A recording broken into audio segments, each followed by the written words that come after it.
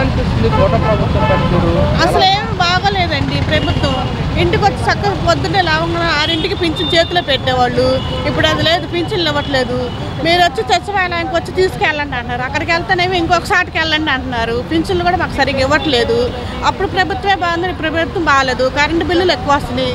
అద్దెలు కొండాలన్నా 9,000 8,000 అద్దెలు కట్టుకొని ఉండలేకపోతున్నాం. కూలి పని చేసుకునే వాళ్ళని. ఎక్కడ పనులు కూడా ఉండట్లేదు. చేసే పనులు కూడా తీసేస్తున్నారు. పిల్లలకు 1,500 వేస్తాను, ఆ డబ్బులు ఇస్తాను, ఈ డబ్బులు ఇస్తానని ఏమీ లేదు. రేషన్ బియ్యం అన్నారు, మంచి రేషన్ బియ్యమే పోతున్నారు. ఏం తింటాం మేము? ప్రభుత్వం వాళ్ళు తింటున్నారా బియ్యము? ఏం తింటున్నాం కానీ కార్డు బియ్యమే ఇచ్చేది వాళ్ళు. మంచి బియ్యం ఇవ్వట్లేదు కదా, రేషన్ బియ్యమే ఇచ్చేది. అది పాలిష్ పట్టి రేషన్ బియ్యం ఇస్తున్నారు. మాకేమీ మంచి జరగట్లేదండి. మధ్య తరగతి వాళ్ళు ఇల్లు ఇస్తానన్నారు, ఇల్లు కూడా ఇవ్వలేదుగా. ఆ ప్రభుత్వం అయిపోయింది, ఈ ప్రభుత్వం వచ్చింది.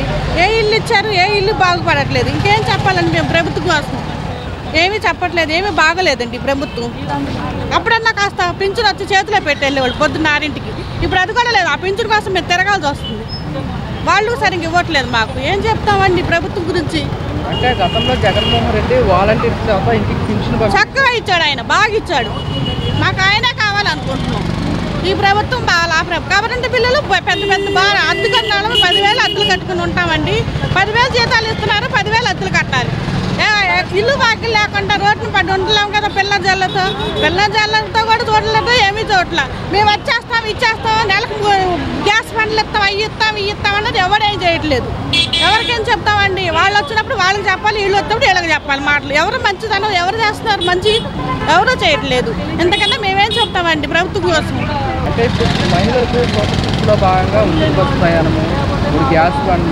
ఏమీ లేవండి.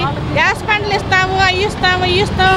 ఇంటికి ఒక ఉద్యోగం ఇస్తాం, పిల్లలకి చదువుకున్న పిల్లలకి ఉద్యోగాలు ఇస్తామన్నారు. ఏ ఉద్యోగాలు ఇస్తున్నారండి? రోడ్లు పట్టుకొని తిరుగుతున్నాం పనుల కోసం. కరెక్ట్గా ఏ పని లేదు. ఇంకేం చేస్తామండి ప్రభుత్వం కోసం? వాళ్ళు బాగానే కూర్చున్నారు ఇంట్లో తిని. మేమేగా రోడ్లు మేము పడేది. అంతకు మించి ఏం చేస్తున్నామండి? రేషన్ డోర్ డెలివరీ వ్యాన్ కూడా నిలిపివేయడం జరిగింది.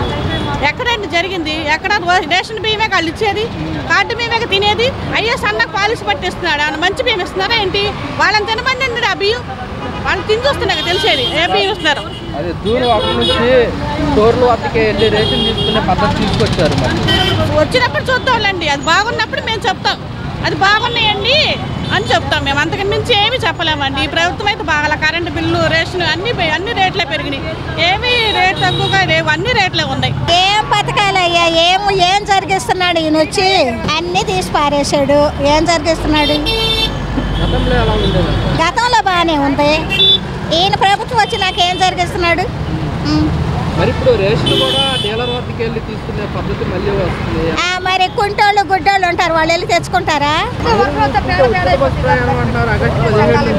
అది జరిగినప్పుడు చూద్దాం. ఉచితం అని చెప్పుకొస్తానే ఉన్నాడు కానీ ఇంతవరకు అది జరగలేదు. అది జరిగినప్పుడు చూద్దాం. మరి ఈ రోజు కడపలో మహానాడు సభలు జరుగుతున్నారు కూటమి ప్రభుత్వం. ఎలా అనిపిస్తుంది అంటారు? ఏమో మరి ఏం జరుగుద్దో ఏంటో తెలియదు కదా మనకి. 5 లక్షల మంది వరకు కూడా ఈ సభ హాజరవుతున్నారు. అవనేంటి వాళ్ళకి అక్కడ జరుగుతుందేమో మరి. మనకి ఏమీ లేవయ్యా. ఏ పనులు ఉన్నాయా? ఏమన్నా ఉద్యోగాలు ఉన్నాయా? ఏమున్నాయి? జనాలు చచ్చిపోతుంటే జరక దొంగతనాలు కూడా ఎక్కువైపోయినాయి. ఇప్పుడు వాళ్ళు కూడా లేరు. వాళ్ళు మమ్మల్ని తీసేసాడో మేమేం ఎట్టా బతకాలని వాళ్ళు చేస్తున్నారు. మరి వాళ్ళు ఉంటేనే కదా ఇంటింటికి అందిస్తున్నారు పెన్షన్లు. ఇంటింటికి పెన్షన్లు అందిస్తున్నారు. శుభ్రంగా బియ్యము అన్ని ఇళ్ళకే తెచ్చేస్తున్నారు. ఇప్పుడు ఈయన వచ్చి ఏం చేస్తున్నాడు? కూటమి ప్రభుత్వం తీసుకొచ్చిన సూపర్ పథకాల్లో మహిళలకు ఉచిత బస్సు ప్రయాణం అనేది కరెక్ట్ కాదండి. ఛార్జీలు నియంత్రణ చేయండి. 20 రూపాయల ఛార్జీని 10 రూపాయలు చేయండి. ఎందుకంటే ఆ సంవత్సరం నడపాలంటే కొన్ని కోట్లతో పని కాబట్టి 20ని 10 చేయండి, బాగుంటుంది. శాంతం ఓసీ అంటే ఎలా కుదురుతుంది? ఉచిత రేషన్ అంటే ఇవ్వగలుగుతారు, బియ్యం ఇచ్చారు రూపాయికి, అది అంతవరకే కరెక్ట్. కానీ ఇది ఉచిత బస్సు ప్రయాణం అనేది సంస్థకే లాస్. అది తొందరపడ్డారేమో అనుకుంటున్నారు చంద్రబాబు నాయుడు గారు. అంటే ఇది తెలంగాణలో కూడా అమలైంది. తమల్లో నా సంగతి అంత అవగాహన లేదండి. ఏదైనా బస్ ఛార్జీ సగానికి సగం తగ్గించారు. ఉచితం అనేది కొన్ని లక్షల మంది పనిచేస్తున్నారు, జీతాలు ఎక్కడి నుంచి తీసుకొస్తారు, మెయింటెనెన్స్ ఎలా అవుతుంది, వెహికల్స్ ఎలా కొంటారు, ఏంటి ఇదంతా చాలా గందరగోళమైన పరిస్థితి. అప్పులు తీసుకొచ్చి ఎందుకు ఇవ్వాలి? అప్పులు దేనికి ఇవ్వాలండి? పెట్రోల్ ఊరికే రాట్లా, బస్సు మెయింటెనెన్స్ కావాలి, డ్రైవర్ జీతాలు, కండక్టర్ జీతాలు, మెకానిక్ జీతాలు, వర్క్షాప్ జీతాలు, మెయింటెనెన్స్, ఆయిల్ ఖర్చు ఎంత ఎక్కడి నుంచి తీసుకొస్తారు, డీజిల్, బ్యాటరీ ఖర్చు, ఇవన్నీ ఆలోచించుకోవాలి. తొందరపడి జనం ఏం అడగలేదు కదా, నువ్వు రేట్లు తగ్గించు. ఇది గవర్నమెంట్ అన్ని వర్గాలకు అనుకూలంగా ఉండాలండి, ధనికులకు పని చేయకూడదండి. ఎందుకంటే ధనికుడు రోడ్డు మీదకి వచ్చి ఓటేయడు, మధ్యతరగతోడు పేదోడే వచ్చి ఓట్లేస్తాడు. అది గవర్నమెంట్ గ్రహించాలి. చంద్రబాబు నాయుడు సీనియర్ కాబట్టి ఆయన కూడా నేను చెప్పిన మాటలు దృష్టిలో పెట్టుకోవాలనుకుంటున్నాను. ఇదే ఇప్పుడు చంద్రబాబు నాయుడు గారు ఏంటంటే బూతులు లేవు, టీవీలో ఏదో బూతులు తిట్టేసేవాళ్ళు, అసెంబ్లీలో బూతులు ఉండేవి, ఇప్పుడు లేదు, కొంత అరికట్టారు. దాన్ని బూతులు అనే పదాన్ని కొద్దిగా అరికట్టారు. లేకపోతే రాజకీయ నాయకులు తిట్టడం, వాళ్ళని చూసి జనం రౌడీలు బేట్ బ్యాచ్ వాళ్ళు అదే పదాన్ని వీళ్ళు వాడతాం, సినిమా డైలాగులాగా. ఈ మధ్య కాలంలో లేదు. ఎలా ఉంది ప్రభుత్వం పనితీరు? ప్రభుత్వం పనితీరా, రైతు భరోసా రాలేదు, అమ్మఒడి రాలేదు, ప్రభుత్వం అలాగే ఉంది. రైతు భరోసా ఇచ్చాడా, రైతులు అన్నాడా, రైతుకి ఏం మేలు ఉంది? ఇప్పుడుగా జూన్ 12 4 పథకాలు ఒకేసారి ఇస్తామని చెప్తుంది కూటమి ప్రభుత్వం. గ్యాస్ బండ్లు ఇచ్చిన వాళ్ళకి ఇవ్వలేదు, ఎవరి వాళ్ళకి ఇవ్వలేదు. గతంలో ఎంతకంటే అన్యాయము. ఎవరు ప్రజలు చూసే వాళ్ళు ఎవరు లేరు, అందరూ వాళ్ళు దోసుకోవడము. అంటే గతంలో జగన్మోహన్ రెడ్డి అందరికీ పథకాలు ఇచ్చాయని చెప్తున్నాడు కదా, మరి పథకాలు ఎవడం ఇచ్చాడు? ఆడు దోసుకోండి, ఎవడం ఇచ్చాడు పథకాలు? ఇవ్వలేదని లేదు, ఇచ్చాడు పథకాలు, ఇచ్చిన వాళ్ళకి ఇచ్చాడు, అందరికి అందినాయి, అందరికి అందలేదు. సో రాబోయే రోజుల్లో సేమ్ ఇలానే ఉంటే కొంచెం ప్రాబ్లమాటిక్గా ఉంటుంది. సో కొంచెం ఏమైనా అభివృద్ధి లాంటిది చేస్తే బాగుంటుంది అనేసి అనుకుంటున్నాను. గత ప్రభుత్వం జగన్మోహన్ రెడ్డి ప్రభుత్వం సంక్షేమం అన్నారు, కూటమి ప్రభుత్వం సంక్షేమ ప్లస్ డెవలప్మెంట్ అన్నారు. ఏ విధంగా ఉంది డెవలప్మెంట్ అంటే మీరేం చెప్తారు? సో డెవలప్మెంట్ అనేది అంతగా ఏం జరగలేదు అనుకుంటున్నాను. సో జరగాలి. సో రెండు గవర్నమెంట్స్లో ప్లస్ అండ్ మైనస్ అనేది ఉంటుంది.